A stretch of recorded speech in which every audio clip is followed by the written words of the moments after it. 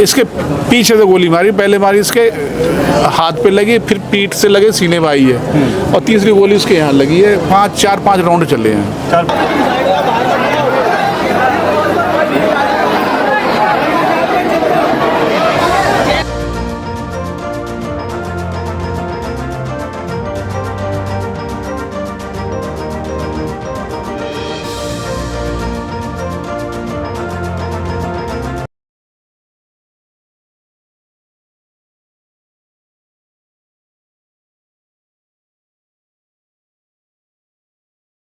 भैया मुझे कौन भेजा कहेगा? अब भैया मैंने तेरा जूते भी बहुत धोए, कपड़े भी। इसकी नहीं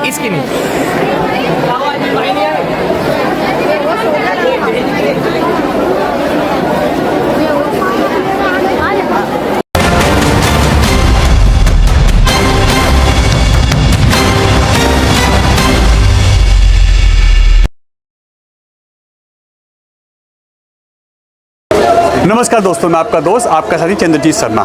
इस समय हम लोग मुर्शिदाबाद विधानसभा में खड़े हैं और थाना दयालपुर आता है और यह इलाका बाबू नगर है।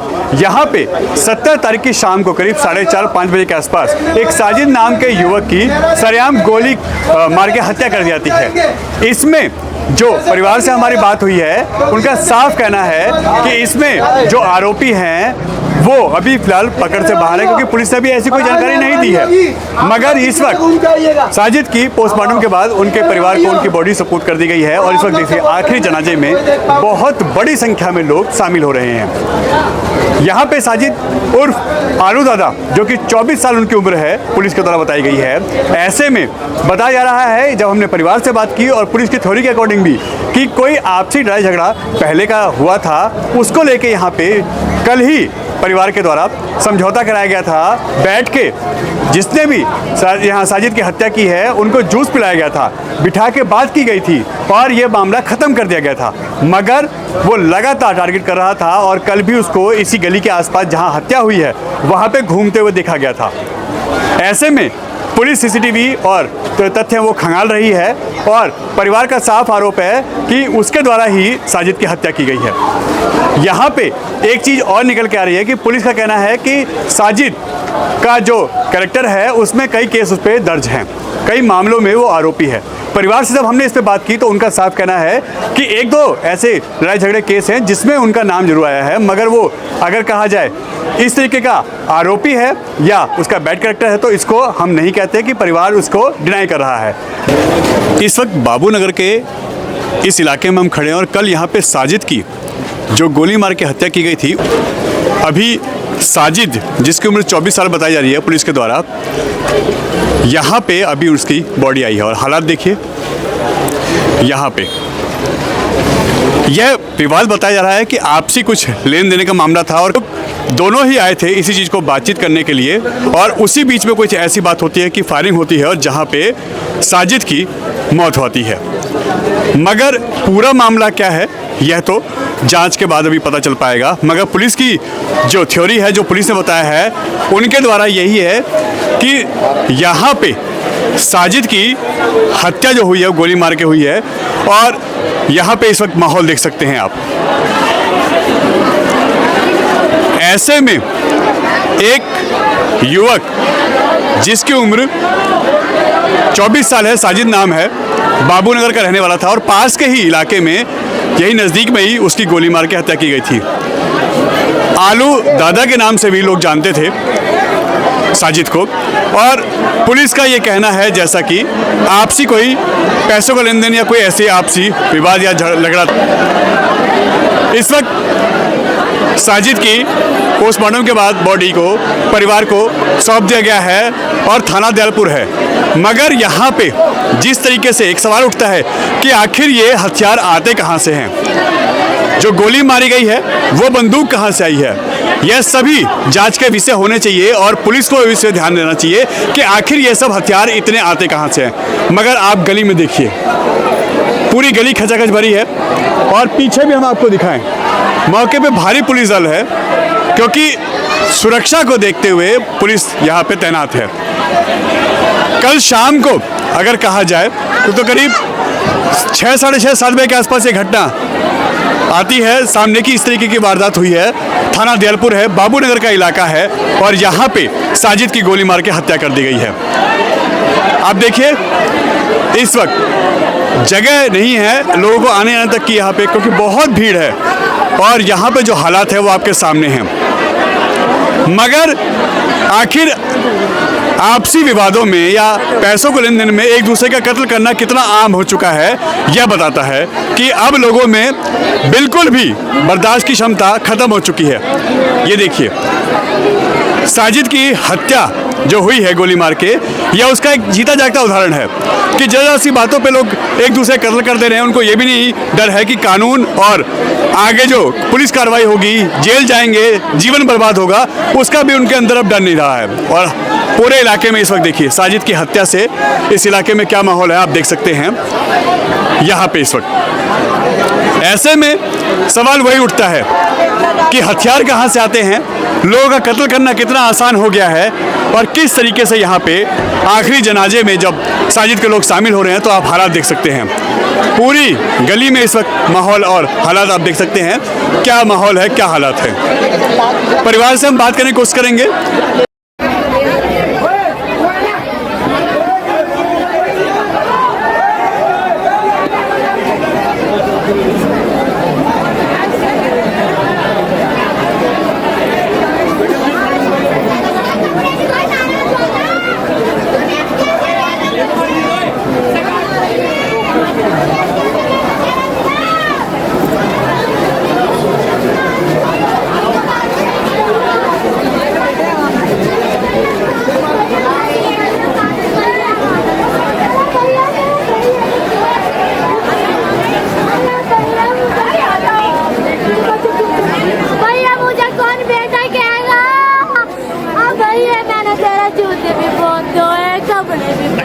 इसकी नहीं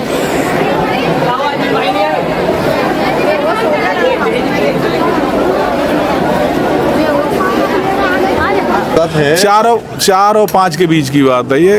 कल शाम को, हाँ, 17 तारीख की शाम को क्या मामला था ये पूरा? परसों इनमें कुछ कहा सुनी हो गई थी। साजिद जो है कबाड़े में लेन देन करता था पैसों से। वो लड़का जो सैंज मलिक वो भी साथी था, इसका पार्टनर था। इनमें कुछ आपस में लेन देन में कुछ बात हुई है, कुछ क्या बात हुई है पता नहीं। फिर इनमें सुबह कल 8 बजे समझौता भी हो गया, जूस वूस पिलाया साजिद से। उसने सैंज मलिक ने कहा तुम मेरे बड़े भाई हो, साजिद ने उससे कहा तू मेरा छोटा भाई है। कंप्रोमाइज, जूस वूस पिलाया, सब कुछ हो गया। उसके बाद लोगों ने सैंज मलिक को यहाँ बाबू नगर में देखा रैकिंग करते हुए घूमते हुए, और लोगों को मिला भी कैमरे में आ जाएगा, 5 नंबर गली में कैमरे लगे हैं वहाँ आ भी जाएगा, तो रेकी करते हुए। फिर यहाँ से किसी बाबू नगर किसी इस गली के आदमी ने इसकी मुखौरी भी दी है, इसे बुलाया गया, कपड़े लेके गया था। ये गया, जाने के बाद जाके इस्लाम बहरामपुर वाले हैं वहाँ से रोड पर जाके इसके पीछे से गोली मारी। पहले मारी इसके हाथ पे लगी, फिर पीठ से लगे सीने भाई है, और तीसरी गोली उसके यहाँ लगी है। 4-5 राउंड चले हैं। 4-5 राउंड गोली मारी। हाँ, मुख्य आयुक्त जो है सैजन मलिक है जिसने गोली चलाई है। क्या नाम है पूरा? सैजन मलिक। सैजन मलिक। हाँ, उसके बाप का नाम कमरुद्दीन मलिक। अच्छा, तो यहीं रहते हैं आसपास ही? हाँ, वो भी रहते हैं पीछे, जहाँ गोली चली वहीं रहते हैं, उसके पास ही रहते हैं। वहीं रहते हैं। हाँ। तो पहले कोई लड़ाई झगड़ा था? अभी कोई नहीं लड़ा झगड़ा नहीं। 2 दिन पहले ये तो लड़का ऐसा था, मददगार था। हालांकि देखो थोड़ा बहुत तो किसी भी जब लड़ा झगड़ा होता कोई केस हो जाता, बाकी थोड़े ये लोगों के लिए मददगार था। आज आप देख रहे हो जत्था की जत्था भीड़ भाड़, इसके संबंध हिंदू से ही मुस्लिम बहुत अच्छे संबंध थे, लोगों से अच्छा ताल्लुकात रखता था बच्चा, ये सबके लिए तैयार रहता था खड़ा हुआ। हाँ। मगर ऐसे में सवाल उठता है कि इन्होंने इतनी छोटी सी चीज़ को इतना बड़ा क्यों बनाया? इसमें सर दूसरी ये है, 5-6 महीने पहले की भी कोई आपसी कोई है कहा सुनी, वो उस बीच में इसमें यानी काम लिया गया। 5-6 महीने कोई पहले कुछ कहा सुनी हुई थी लवली मार्केट पर, उस मसले के ऊपर ये सारी कहानी चली है इसी बंदे से। हाँ।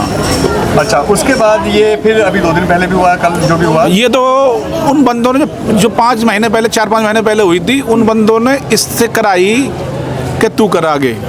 कहानी है जब पुलिस पकड़ेगी तो सारा गेम आ जाएगा, कौन असली इसके गुनहगार हैं और कौन लोग मास्टरमाइंड हैं और कौन मानने वाले हैं। मानने वाला सैजन मलिक ही है और उसके साथ 2 और बंदे हैं जी।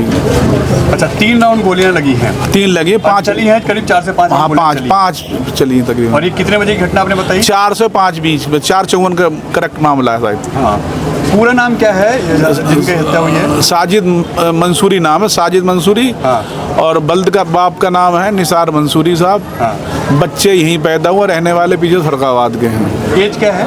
23 साल है 23 साल है जी। अच्छा, एक चीज और पुलिस कह रही है कि आलू दादा के नाम से भी फेमस। आलू दादा ऐसा ना, बचपन से इनका काम आलू का है। अच्छा। इनके वालिद का। हाँ, हाँ। तो लोग आलू दादा दादा दादा ऐसे बचपन से, जब ये 3 4 5 साल का तब से ही कहते हैं आलू दादा, तो उसका लक़ब पड़ गया आलू दादा।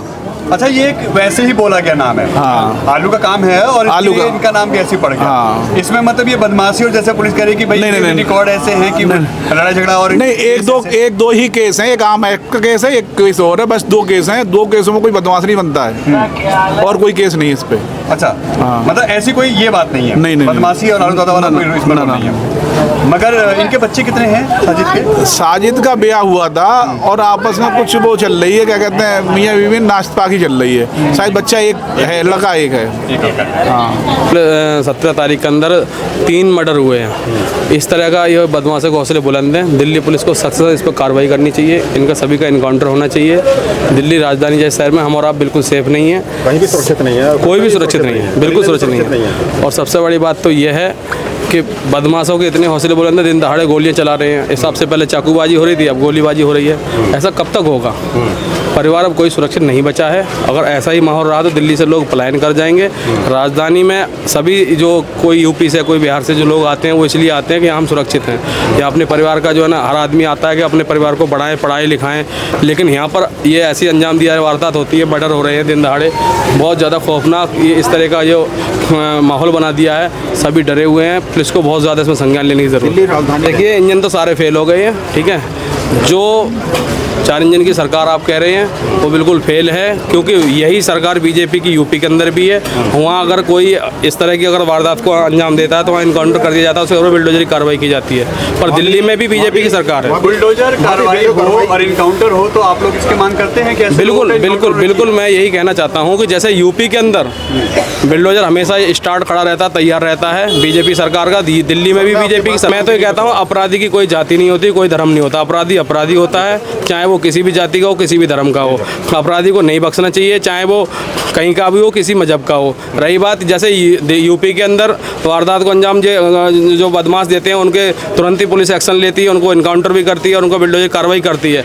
वही एक्शन इस दिल्ली के अंदर भी होना चाहिए। यहाँ पर भी पुलिस इनका इनकाउंटर करे और जो बीजेपी सरकार है वो बुलडोजर कार्रवाई जरूर करे, तभी ये क्राइम रोक पाएगा। यानी आप सीरियसली मानते हैं कि अब दिल्ली में इनकाउंटर की जरूरत है, तभी कानून व्यवस्था कायम होगी? बिल्कुल, इनकाउंटर की तो जरूरत इसलिए है कि जब तक इनकाउंटर नहीं होगा तब तक इनके जो हौसले बुलंद हैं बदमाशों के, वो हौसले परस्त नहीं होंगे जब तक इनकाउंटर इनका नहीं होगा। ये खास तौर पर मुस्लिम बहुल इलाकों में ये वारदातों को अंजाम दिया जा रहा है, क्या कहेंगे? देखिए, मैंने अभी कहा, अपराधी होता है। अपराधी चाहे मुस्लिम हो, चाहे हिंदू हो, किसी भी जाति का हो, अपराधी तो सिर्फ अपराधी होता है। अपराधी की सजा सिर्फ और सिर्फ इनकाउंटर और उसके घर पर बुलडोजर कार्रवाई।